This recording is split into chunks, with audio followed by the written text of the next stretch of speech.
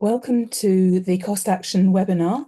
My name is Dr. Celia Jenkins. I'm an Emeritus Fellow in Sociology at the University of Westminster and collaborating with my colleagues here, Dr. Umit Cetin and Dr. Deniz Cosan Eke. And I'm chairing this session on exploring religious identity through gender and age, Alevis in Austria and the UK. But first of all, just moving on to the next slide, this webinar is hosted by COST, which is the European Cooperation in Science and Technology, which is a funding agency for research and innovation networks called COST Actions.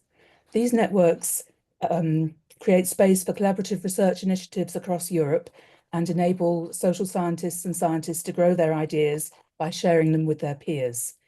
We are part of a cost action group connecting theory and practical issues of migration and religious diversity. It is interdisciplinary and aims to produce, exchange and build knowledge and collaborations on this topic. This network is one of 5 working groups focusing on migration and religious diversity through the lenses of gender and age. And this webinar is part of a series to showcase research, innovation and progress in this field. So let me introduce the speakers. It's my pleasure to introduce Dr. Deniz Cosan Eke, who teaches and researches in Alevi theological studies at the University of Vienna in Austria. Her PhD is in social and cultural anthropology from Ludwig Maximilians University of Munich. Her most recent book is co-edited with Eric Trinker on religion, religious groups and migration. And she's a member of the management committee of the Cost Action Connecting Theory and Practical Issues of Migration and Religious Diversity, and leads this working group exploring migration and religious diversity through the lenses of gender and age. Her scholarly interests include migration, religious transnationalism, religious diversity, interreligious dialogue, gender and women, emotions, Alevi communities, and Alevism. My colleague, Dr. Umit Cetin, teaches and researches in sociology at the University of Westminster in the UK. His PhD is an ethnographic analysis of the social causation of suicide among second-generation Alevi young men in the UK. His most recent book chapter is in Arkalich and Sene's International Handbook of Alevism Studies on Alevi Kurds in the UK, Community Formation, Visibility and Integration. He is organising the 2nd International Biennial Conference on Alevism Studies in London in July and is on the Scientific Advisory Board for the recently launched Alevi Encyclopedia project. His scholarly interests include transnational migration, religion, Alevi communities and decolonising research practice. So in this session, we will talk about the multifaceted nature of religious identity among Alevis in the diverse socio-cultural context of Austria and the UK. We will explore the theological, social and practical challenges facing Alevi organisations in forging their religious identities in their countries of settlement, with a special focus on gender and age dynamics. The webinar will last just under an hour, and the speakers will each talk for about 15 minutes, and there will be time for questions and discussion. Please stay on mute and post any questions or comments in the chat. We are very grateful to COST for financing and hosting this session. So I'd like to move on to Deniz, if you could possibly just tell us a little bit about the Alevis in Austria for us. You have 15 minutes. Thank you. Thank you very much, Celia. I am happy to be here with you in this webinar. I try to summarize the Alevis in Austria in this session. Gender dynamics within the Alevi community in Austria are a complex and multi-phase issue shaped by theological foundations, historical developments, and socio-political contexts. Because of the time limit for this webinar, I will focus on 2 key aspects to provide a general framework about the Alevis in Austria. First one is a brief overview of Alevi migration and recognition in Austria, and then the second one is the theological foundation of gender equality in Alevism and its practical implications. Alevis migrating from Turkey to Austria have historically been grouped under Turkish migrants and the border Muslim migrant category, often rendering them invisible. Understanding the legal and political context of Islam in Austria is crucial to comprehending the Alevi struggle for recognition. Islam in Austria was officially recognized in 1912 with the passage of the Islam law, as also known as Islam Gesetz in German, which was based on Austrians' historical relations with Bosnia-Herzegovina and applied to the Hanefi sect, to which the majority of the Muslims in Bosnia-Herzegovina belonged. Following the annexation of Bosnia-Herzegovina, two important phases increased the number of Muslims and influenced the legal status of Muslim groups in Austria. Firstly, with the rise of labor migration from Turkey and Yugoslavia in 1960s, the Muslim population in Austria grew significantly. The Islamic religious community of Austria was established in 1979 as the official representative body for all Muslims in Austria, encompassing both Sunni and Shia traditions. Secondly, the major Muslim migration to Austria came in the 1990s from the breakup of the Socialist Federal Republic of Yugoslavia. As briefly, Muslims came to Austria from various countries, but two main groups have dominant the Islamic communities in Austria: Bosnian Muslims, whose historical roots go back to Habsburg monarchy, and Muslims from Turkey, who arrived with labor migration in the 1960s and are now one of the largest migrants group living in Austria. However, the 1920 Islamic law was challenged in 1987 for recognizing only the Hanefi sect, and the law was later revised in 2015 to accommodate other Muslim groups, yet it controversially included Alevis under Islamic umbrella, despite ongoing debates about their religious identity. In that point, I would like to give more details on the struggle of recognition of Alevis in this country. As I mentioned, Alevi migration to Austria began in the 1960s as part of the border Turkish labor migration. Their migration continued after the 1970s for family reunification of guest workers. Political and religious pressures in Turkey, particularly on Kurdish Alevis, led to an increase in Alevi asylum seekers in the 1980s and 1990s. Today, an estimated 70,000-80,000 Alevis live in Austria, though they remain statistically unrecorded due to the lack of official religious and ethnic data. Shortly, if I summarize the recognition process of Alevis in Austria, there are three Alevi groups that have defined Alevism differently now. I can explain these groups with some important points. Firstly, Alevis try to seek official recognition separate from Islamic religious communities in Austria, leading to the establishment of the Austrian Alevi Bektashi Federation, AABF, in 1998, affiliated with the European Alevi and Bektashi Confederation.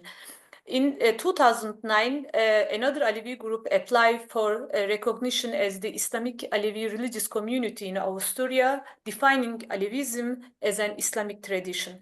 After the Islamic Alevi religious community application, AABF, or the other names I say that Austrian Alevi Bektashi Federation, also apply to recognize as a religious community in Austria in the same year.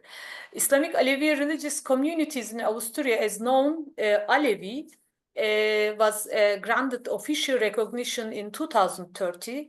Meanwhile, the AABF maintained that Alevism is an independent faith with Islamic root, but was not granted recognition until the last year. As a summary, the most important difference between the two groups was regarding the relationship to Islam, and while Alevi or Islamic Alevi religious communities demanded the use of the term Islamic in its name, but AABF defined Alevism as a religious community independent of Islam with Islamic roots. Also, there is a third group. The third group is the old Alevi religious community in Austria, also sought recognition, defining Alevism as a distinct and non-Islamic tradition with a strong Kurdish identity. Today, there are two recognized Alevi religious entities in Austria. One of the Islamic Alevi religious communities is a legally recognized religious community with full rights, including religious education also, Alevi religious education also in the public school. And the other now the name is the Frei Alevi community, and old Alevi religious communities also is state registered religious communities without the same legal privilege as Alevi. The recognition of Alevi religious education in Austria public schools since 2015 marks a significant milestone. Alevism is now taught in 140 schools across the 7 federal states, providing an institutional framework for Alevi identity formation in Austria. I would like to share how Austria reflects this situation, as it is essential to understand the significance of this achievement. Austrian media described the recognition of Islamic Alevi religious communities as unique in the world, as Alevism is only partially recognized in other countries or non-recognized at all. Also, as asserted by Alevi media, Alevis in Austria exemplify a singular model for the pursuit of recognition, as it is the inaugural instance where the Alevi faith diversity has been legally acknowledged. For the first time in Austria, 3 different Alevi organizations present their proposal for separate recognition as religious community with 3 different Alevi definitions. In sum, Alevis have achieved legal recognition of Alevism as a religion at the national level in Austria, but I can state the competing definition of the relationship between Alevism and Islam as the main fault line reflecting differences between Alevi associations. I would like to give also general information. Sorry? 5 minutes. Oh, sorry. Okay. I would like to also general information about the theological roots of the gender equality. A most popular statement of Alevis is gender equality, often expressed through the saying in Alevism, men and women don't separate. And teaching of the Hacı Bektaş Veli, a foundational figure in Alevism, reinforced this principle. In the language of love, there is no male or female. God's every creation is perfect. We don't distinguish between men and women. The imperfections are in your perception. The Alevi understanding of gender is deeply rooted in secular perception of time, where past and present merge through religious rituals. The gem rituals, the most significant Alevi religious gathering, embodies this principle by emphasizing unity and the spiritual equality. In the gem rituals, both men and women participate together, pray side by side, and are addressed as Can. It means poor soil. This concept eliminates the gender distinctions or gender differences, reinforcing that human beings are manifestation of the divine. Aşık Daimi summarized this perception very well with these words, insan hakta, hak insanda. In other words, in the Alevi faith, God is everywhere's God, and the place of worship is for everyone. So men and women pray in the same place during the gem rituals. Alevi leaders structure also include both men, it's called Dede, and then women is called Ana as religious leaders. And however, while the role of Ana is respected, in practice it is often subordinated to that of the Dede. The members of the Alevi community who are believers in Alevism are so called as Talib, and the concept of Talib, like the concept of Can, is a genderless concept, and these two concepts eliminate the difference between being a woman and man and draw attention to the importance of being and staying good in order to reach the perfect human being. It is called insanı kamil. From this point of view, both men and women are equal in the theological perspective. In the discourse, the woman has equal position with the men, not only in the rituals, but also women are always in cooperation with men in all situations, and there is no exception. Although the discourse of equality between men and women is widely accepted with the Alevi society, Alevi communities, Alevis is a living belief system that evolves according to its social and environmental or political and cultural context. However, in contemporary Alevism, it can be observed some problems between this discourse of equality and its practical implementation. I would like to share some of the findings of my fieldwork about this issue. Details of more extensive research on gender dynamics in Alevism will be published as a book, but I can say some key findings. First of all is the leadership imbalance. While women can hold leadership position, most key decision makers in Alevi associations are men, and leadership is predominantly older men. In this point also, age is also important. I would like to underline this issue. And then the other point is a limited ritual participation. Theoretically, women can perform religious ceremony, but in practice, Anna as a religious leader rarely conduct gem rituals, funerals, or marriage ceremonies. And age is also here important dynamics for the leadership. And the other point is gender division of labor. Women, especially middle-aged women, take on supporting roles such as cleaning gem house and preparing meals for rituals, reinforcing traditional gender expectations. And then the last point is spatial segregation in rituals. Although men and women pray together in gem rituals, they tend to sit separately unless they are family members. And then older men and women and children attend mostly all rituals, but mostly young people are missing in gem house. Alevism promotes an egalitarian discourse, but socialization process and patriarchal structure shape gender roles in practice, and women's participation is often more than men, but their roles and expectation are framed with traditional expectation. I hope that I could explain the general framework of the Alevis in Austria. I'm sorry, time is really so short to explain the all details. If you have any questions, of course, after hearing about the Alevis in England, UK, I can clarify further. Thank you very much. Thank you, Deniz. That was a very interesting presentation. So I'd like to move on to Dr. Umit Cetin and to look at the Alevis in the UK. Thank you very much.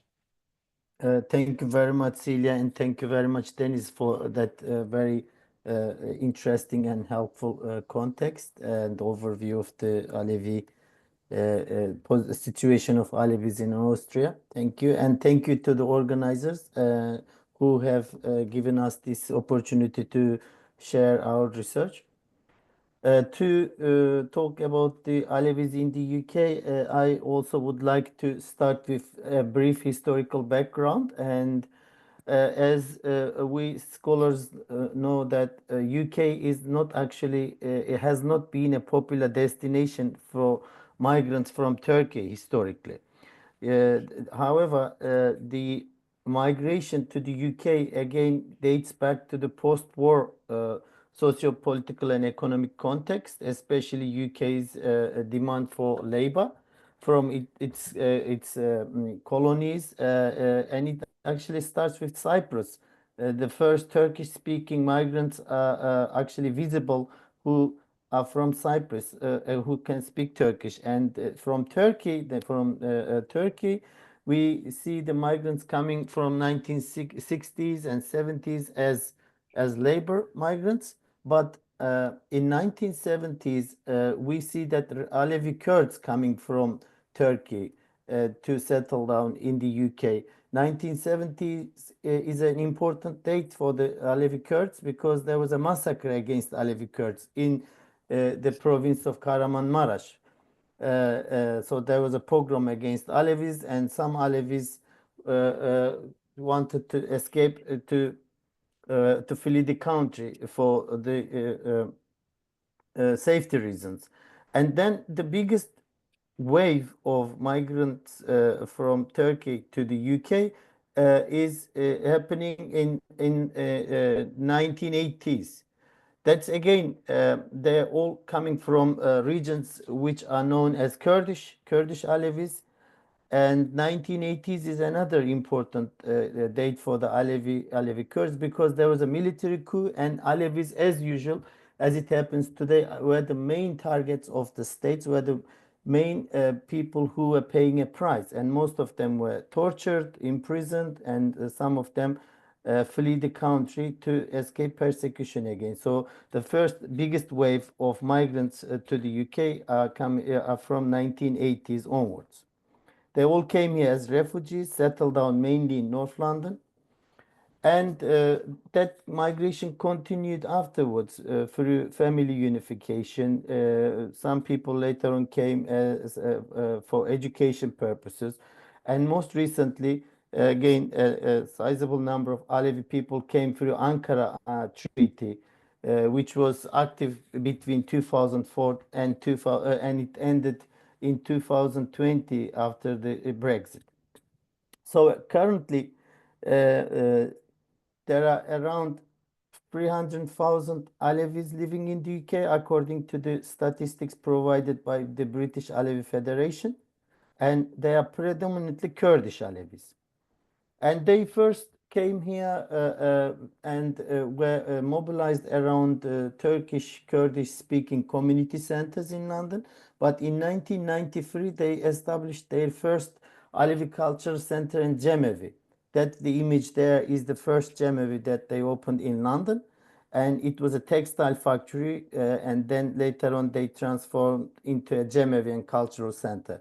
So the image that you can see is the first Cemevi, which is called İngiltere Alevi Kültür Merkezi ve Cemevi. It was in Dalston, where Alevi people predominantly resided. So after that, the BAF was established in 2013 as an umbrella organization, which is including 18 Alevi cultural centers and Cemevis in the UK and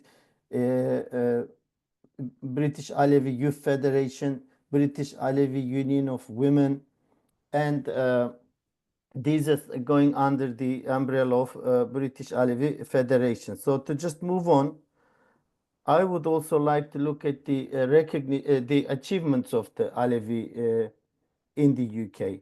So Alevism in the UK, actually Alevis in the UK have got some significant achievements. One of which is Alevism lessons. They were first introduced in 2011 as part of the national curriculum in religious education classes, and currently taught in approximately 70 schools across the UK. But we are working with the Alevi Cultural Center and Federation that now 2 more boroughs in London accepted to introduce lessons in their schools as well. This followed the recognition of Alevism by the Charity Commission as a distinct religion. So that was in 2015. So Alevism in the UK is now recognized as a distinct religion amongst other religions. And also recently, Alevi movement worked with the national census and managed to achieve this right to be included in national statistic, in 2021 census as Alevism. Alevism as a distinct religion was given an option for Alevi people to identify as Alevis. This is a first in the world again, because Alevis, although mainly from Turkey, but they were not recognized as a distinct religion. There has never been an option like this. So in 2021, 26,000 people chose Alevi option.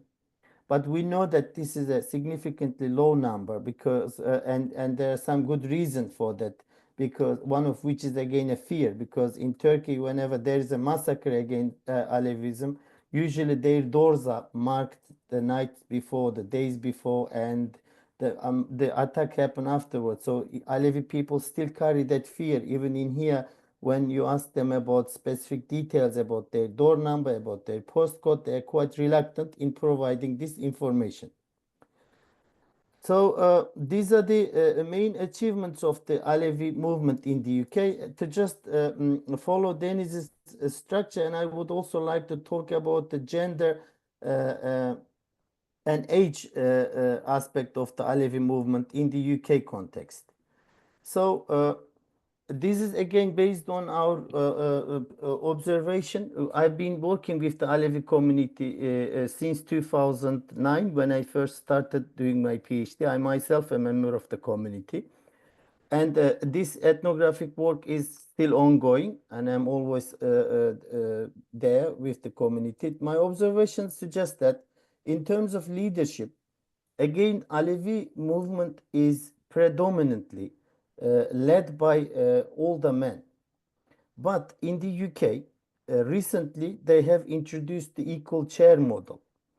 And Alevi Federation, for the last two elections, always have one man, one woman leading the federation. And all other Cemevis are also following suit. So the Cemevi, Alevi Culture Centers, and Cemevi under the umbrella of Alevi Federation also have to have one man and one woman as the chairs. So that's, in a way, is to tackle this gender inequality, to give a positive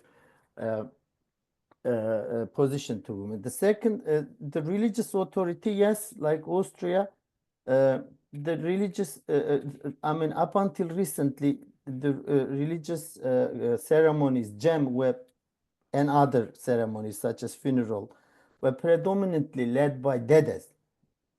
But this has also changed in last last 6 years. We now see more Anas who are leading gems, and also leading the ceremonies such as funerals. So in the UK, the trends are quite different. There are more. I would like to be careful in saying that there's equality, but it's in a much better position compared to Austria in these two terms. 5 minutes. Okay, I'm doing quite well yet. Spatial dynamics, yes, in gem rituals, and I usually do attend the gem rituals, and I'm always there when there is an event and gem ceremony. As far as I can see, I cannot say that there is a gender segregation. The way that the spaces is taken, or the space is used in gem organizations. We do sometimes see that some gems are predominantly attended by women, and some gems are predominantly attended by men. However, in these gems, we see children and older men and women, but what is not visible is the youth, and that's the problem. So the age is something that is showing itself there. So children, if their parents come to gem, but young people are less visible in gems. So again, to compare it with Deniz's analysis, in spatial term, there is less segregation in the gem ceremonies. Of course, one thing that I think we have in common with Deniz is the gender task, the division of labor in the organizations. I can easily, I mean, I'm confident to say that Alevi movement in the UK again is pretty much the burden is carried by women. So women are the ones that who really do lots of work, especially in terms of organizing, in terms of managing, in terms of cleaning, in terms of making things possible in festivals, in special days, in jams. Women are the ones that who do more work than men, and especially in the kitchen, for example, when Alevi people use the Alevi cultural centers and Cemevis for the funerals, for commemorance, for any events that they have, you will see that women are the one predominantly doing the service and providing the service. But again, this is not really I don't know how to say it, but there are men, but it's predominantly women. So, and I think I would like to just overall say that there are similarities and differences in these two national contexts. But Alevi people, Alevism, like any other cultural or religious tradition, is happening, is coming out of social dynamics, everyday practices.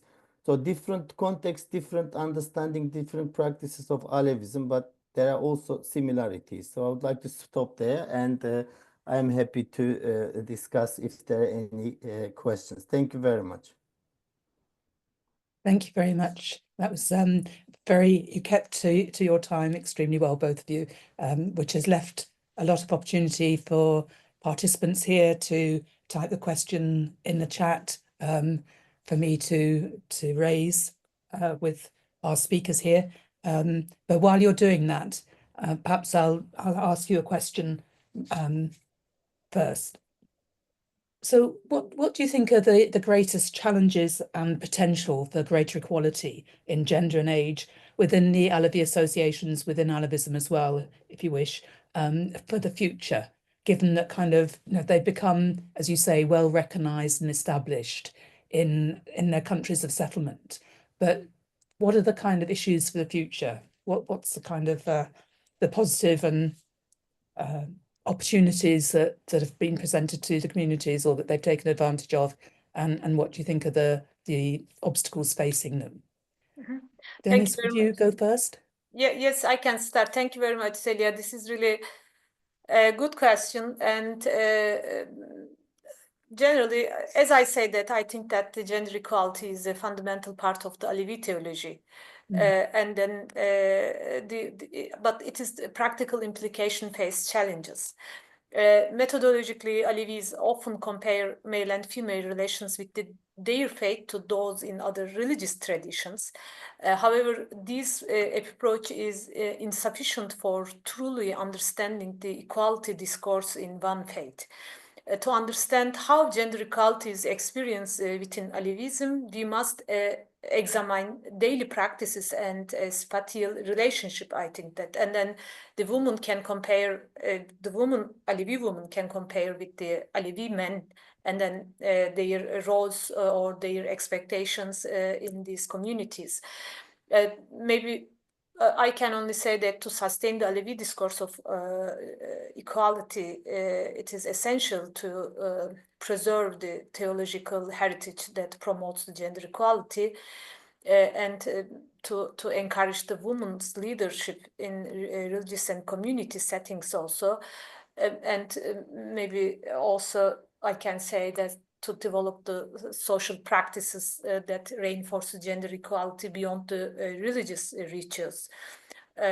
Otherwise, within the societal context, daily gender roles and the border patriarchal structure, the discourse of equality risk being eroded over time, I think that.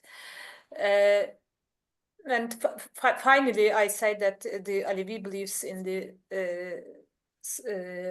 soil, Jan, or the pure soil, as a genderless term or entity, provides a unique perspective on gender equality. If this understanding is more widely integrated into broader society, it could be significantly contribute to gender equality beyond the Alevi community in all societies. Maybe first of all, I can say this idea, but after Umit, I can add some things. Thank you very much for your question. Thank you. Umit, do you have a... Thank you very much, Celia, and thank you very much, Deniz, again. Yes, I think the challenges, first of all, again, it is something that I think all Alevis are aware that there is no barrier in Alevi faith or theology to discriminate against women. So in Alevi faith, in Alevi theology, as Deniz has clearly explained, there is nothing to say that look, women should stay back or women shouldn't be doing this. There is not in belief, in theology, in ideology, in discourse, there is an equality there. So that gives quite a good opportunity for the Alevi movement and Alevi community to move on. And we can see the significant transformation or the changes compared to 20, 30 years ago. When Alevi people first came here or when they were in Turkey, for example, we have to accept the fact that Alevis that migrated to the Europe, especially in the UK, are predominantly rural communities, and they're patriarchal communities because in their everyday practice, there was a gender segregation. That women were mainly, they were working together in the field, but still there were gender roles. But when they came here, I can again refer to my data. When I was doing my PhD, I was in the field. There were more women working in textile factories than men those days because women's skills were much more valued and they were more valued in the labor market than men's. For example, when men as a presser in the textile factory was earning less than a woman who was sewing the garment, who was making the dress. So therefore, men were looking after children and they were doing the domestic work and women were going to the textile factory. Even if they were not going to the textile factory, there was piecework. They were bringing the textile garment to home and women were still sewing. So what I'm trying to say, women were the bread winners in the Alevi households and they got economic independence, which is a significant achievement. And I think that now that Alevi community in the UK is a well-established, self-sufficient, successful ethnic enclave, and I think that the contribution of women's earning is huge there. So there is, but what do we owe it is that when there is a context, when there are enabling opportunities, Alevi women are able to move on, and the other thing is that there is nothing in Alevism to hold them back to say, look, your position is here at home and you shouldn't be doing. So that's and I'm quite hopeful, and also Alevi women in the UK are highly organized. For example, now for the last couple of days, I see that there is a demonstration against the massacre that is happening against Alawites in Syria, and they're predominantly women who are organizing this in tents. So they're politically aware, they're confident, and they are moving on. And I think the equal chair model also opened some trajectories for more women to be involved and to be visible in the Alevi movement. Thank you. I think that shows a sort of a very interesting development in opportunities for women and how they're choosing to use those opportunities to give them agency and expression within both the religion and the associations. I was just thinking about age and the significance of age that is kind of perhaps less often scrutinized than gender, and you picked up in some of the differences within the organization's leadership and practices and religious authority and so on. I wonder if you could just say something more about the potential of age to be a barrier or an opportunity for the future. Deniz, would you like to go first? Yes, thank you very much. I think that maybe age, young Alevi people have the different expectation from the older. And then if these expectation good understand and good analyze, young people also spend more time in Alevi association or can organize also many special social, cultural, or the religious rituals in Alevi associations. But I think that language is so important in this point, because, for example, in Austria, third generation live in this country, and then most of them want to speak German. And then because their emotional language is not Turkish or Kurdish, their emotional language is German, most of them. And then they would like to understand the meanings of the all rituals. And then this is normal. Everybody needs also these rituals meanings, of course. Or in England, I think that the English is also so important. Each country have the different language, and then these young people, first of all, to learn their religion, their Alevi theology, and then everything's in their language where they live in Europe. Language is so important for young people, and the other important is I think that Alevi religious education also. In my observation, I can say that, of course, many young people don't have any idea the theological background of the Alevi community, and they don't have the regularly contact each other, and then they need to also this knowledge, I think that, and then Alevi religious education is so important. And in Austria, of course, there is a really good chance for the young people, because there is Alevi theological studies at the University of Vienna, and also another high school, Alevi religions possibilities also.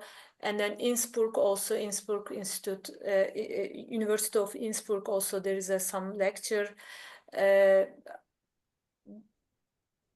Now I can say that two important points. First of all is the language. The other is to reach the knowledge of the Alevi theological backgrounds. I think that the young people need. Young people have different needs from the older Alevis, I think that in Austria. Yeah. Could you? Thank you very much. That's really raising quite a lot of really important points, isn't it? Umit, I don't know if you'd like to follow up or comment on. Thank you very much.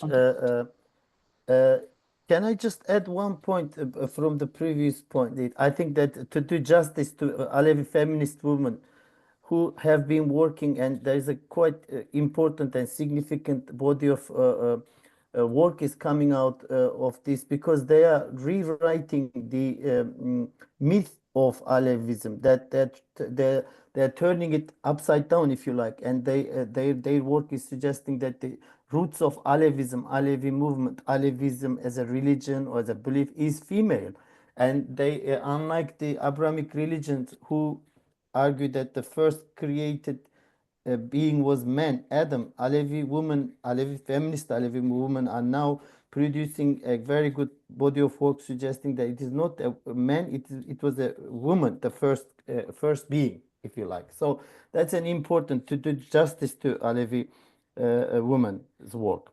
Second, yeah, in terms of age, I think age has becoming a youth issue, has always been there as an issue for the Alevi communities in diaspora. That I can talk about. In my context, the UK. When I first started doing my PhD in 2009, there were youth issues around the problem of suicide, gangs. The community wanted to deal with these specific problems. It was a problem of one segment of the youth, But now we are talking about, after 30 years, we are talking about youth as a problem, but disengagement problem of youth from the Alevi movement, from the Alevi communities. I think it is too early for us to make any conclusions about this, because we need to do further research with young people to understand why they are not so visible in the Alevi cultural centers, because we are relying on Alevi leadership who are above certain age to say that, look, there are not enough young people coming to the community centers. But we all know that Alevism is not like any other religions that requires its followers to come or to pray 5 times a day or to come to the church on Sundays. There are no regular visits to any worship places. So young people that I talk to say, look, there is in the past, for example, in the village we only had 1 jam a year. Did it make people in the village less Alevi? So we go to jam once a year and we don't have to go there every day. So you see that I'm trying to say that we need to do further research, more research with young people to understand their situation. Because, and also in the UK, you see that there is a trend. Young people in the UK are identifying with non-religion more and more significantly. Maybe Alevi young people are following the trend in the UK in terms of secularization. We don't know. So I am quite careful in making any conclusions about that, in making any strong statements about young disengagement. But the biggest worry of Alevi movement at the moment is that if they don't come and engage with the Alevi movement, they will not be able to learn Alevism, because Alevism is also something that is a lived religion. You do it and you learn it. There are no, for example, holy books to sit down and read about Alevism and to learn about it. You need to come and participate to internalize that you can pass it on. So they think that if they don't come, there will be some lack of understanding of Alevi practices, which is a fair point. And I guess in the UK, we see less young people attending to Cemevis and attending to Gems. And the other thing, yeah, the reasons Deniz has underlined the importance of language. Yes, I do attend to workshops with the Alevi young people, especially in Germany. We are talking about Austria, Germany, 3rd generation. Their mother tongue is German. And whereas in the UK, it is still the 2nd generation. The 3rd generation is still primary school age. So I think there are context differences here. But then what happens? But we also know that Alevism, School of Alevism especially, is now producing some very good material in English.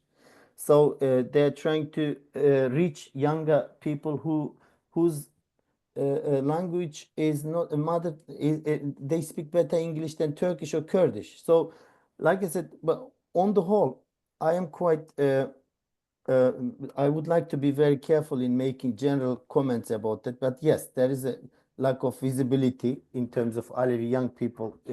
But we still, I think there is a need for doing more research with young people to understand their situation, their everyday lives in diaspora, in the countries of settlement, to see what's going on in their lives, so to understand better their relationship with the Alevi identity, movement, and religion.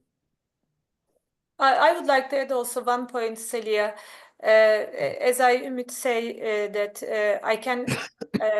I don't want to make a generalization, of course. As I explained my presentation, there are 3 different Alevi associations in Austria, and each association have the different perspective about the Alevism, and the connection between the different generation is also different. Some, for example, some Alevi religious rituals can you see the more young people or more children because of the women join or participate in these rituals, and then of course the children come with women.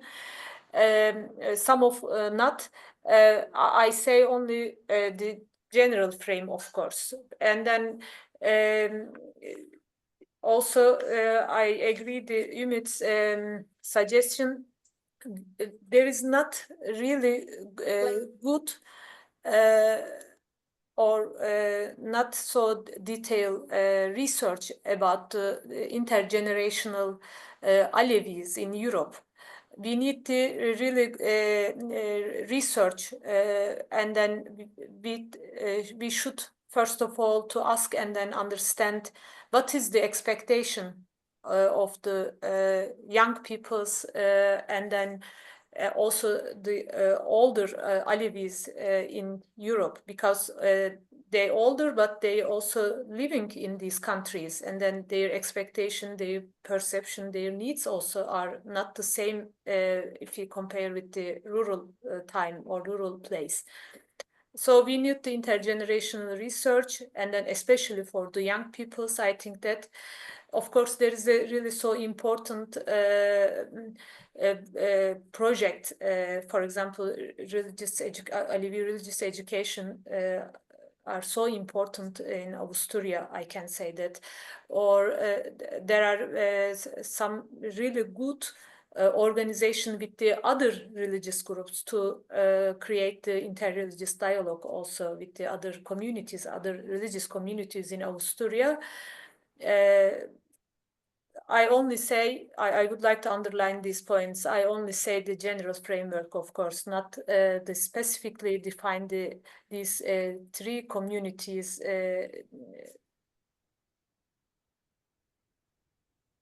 Thank you. Yes, absolutely. It's very difficult, isn't it? There's sort of it's hard to pin down any definite trends, but to draw on observations and notice kind of Yes, different approaches UK, working in UK different has only one Alevi federation, and then maybe it can be easy to analyze this situation. But here is that there is three different associations, three different perspectives, and it is a bit really difficult to say also the general arguments about these Alevi communities. But I can say that maybe Alevi diversity is possible in Austria. You can see many different groups, perspectives in Austria if you talk about the Alevi communities and Alevi diversity. Actually, Deniz, when it comes to diversity, I think UK is not a less diverse community with its different fractions who sees Alevism within Islam, who sees Alevism outside Islam, who Bektashi branch of Alevism, Kızılbaş branch of Alevism. There are lots of varieties here in the UK as well, because Alevism, Alevi community is not just one unique entity.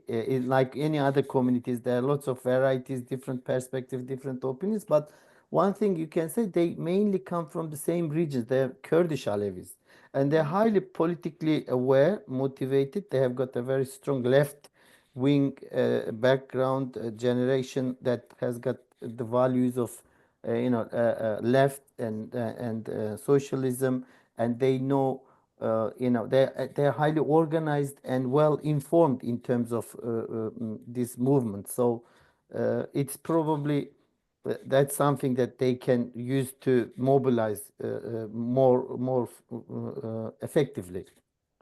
Yes, Yes. absolutely. There aren't at the moment appearing any other questions in the chat. That is the only forum for attendees to use. So please do, if you have any questions, please ask them as we're running towards the end of our time.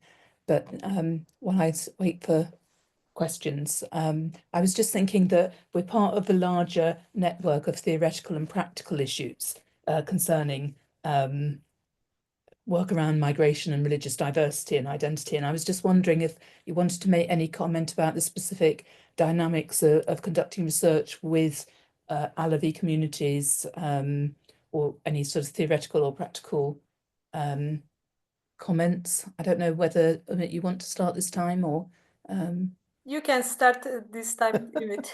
Okay, thank you very much. I think that is a very important question, Celia, for us as researchers. You know, I and you and we've been working together with the Alevi community over the last 15 years. And we are working with a community that has been persecuted, that is still carrying the fear of being persecuted, and practically there are some now genocides and attacks and massacres against this marginalized, persecuted community. And therefore, as researchers, we have to position ourselves differently. We are not working with some majoritarian privileged groups. So it's a group of, it's a community that needs to, researchers need to position themselves, and we call our research as a decolonizing research, because it's so important to make sure that we don't go there to achieve our aims. It's to just work with the community, especially our work with the British Alevi community for the last 15 years is decolonizing, in a sense that it is aiming to help the work with the community. Again, I need to be careful. Work with the community to achieve goals that they set for themselves, to transform their situation of marginalization, invisibility into a better position, and to listen, to give them a voice. And what's more, and that's so important for us, because historically the Alevi individuals' voice, Alevi individuals' knowledge has been disregarded as not worth to be listened to, because in the discourses produced in the majoritarian context under the Ottoman Empire, in the Turkish Sunni Islamic Turkish dominated society, they are seen as people that their voice, their view, their opinion is not worth listening to. So there are researches done from mainstream state perspective or right-wing perspective who wanted to position Alevis in somewhere according to their needs, whereas we need to make sure that we decolonize and we let Alevi people practice their agency, their knowledge, to position themselves, to move on. So our research is, we are trying our best. Of course, this is a process. It's never end. It's not a fixed ended process. It's a process, and we are working with the Alevi community. And I think that decolonizing should be the underpinning value of doing research with Alevi community, to produce knowledge, to produce positive outcomes for the well-being of the community as a whole. Thank you. Yes. Deniz, do you Thank you very much. I think that Umit explained really so good. I am not sure that what can I add these good perspective, but only for researcher about the Alevi is it your question is the what can I advise for the researcher? Is it correct? Yes. Yes. Yes. And brief comments. It is so difficult to outsider and insider researcher in communities, you know. Yes. If the insider, maybe it seems easier than the outsider, but sometimes also it is not so easier, because the expectation from the researcher sometimes is really too much for the researcher. But if the researcher explain their research aims, and then these aims also contribute to Alevi associations, Alevism, Alevi movements, I think that Alevi community is really so open, and then always support the academic or really important research. Of course, I am an insider researcher, and then almost 8 years I made different research in Alevi communities in different countries. And after this research experience, I say that most of the majority of the Alevis support my research. Maybe I explain my aims correctly. I only say that these points, and then I'm sorry, I cannot add. No, it's fine. I've realized that we're running out of time, so I'd just like to say a huge thank you to Deniz and Umit for their enlivening conversation and issues around the Alevi communities in Austria and the UK, and to thank our hosts for at cost for funding this seminar series. Thank you very much. Thank you very much, Celia. Thank you very much.